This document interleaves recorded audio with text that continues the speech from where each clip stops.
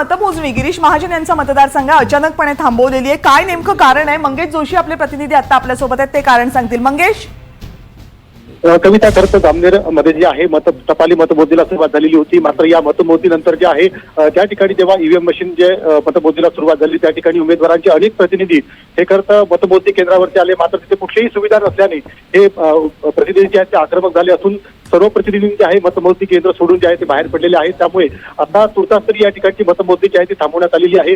या ठिकाणी प्रशासनाच्या अधिकाऱ्यांच्या वतीने आता तिची समजूत काढण्याचा प्रयत्न सुरू आहे. एकंदरीत टपाली मतदानानंतर पहिला फेरीची सुरुवात होणार होती. मात्र पहिल्या फेरीच्या सुरुवातीआधीच खरं या ठिकाणी उमेदवारांचे प्रतिनिधी आहेत ते आक्रमक झाल्याचं पाहायला मिळते आहे.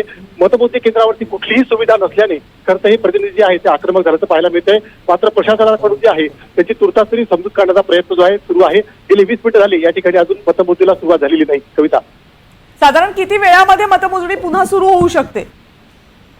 नक्कीच प्रशासनाचे अधिकारी ज्या त्या ठिकाणी आता पोहोचलेले आहेत आणि एकंदरीत त्या संपूर्ण उमेदवारांचे जे प्रतिनिधी आहेत त्यांची देखील समजूत काढण्याचं काम सुरू आहे.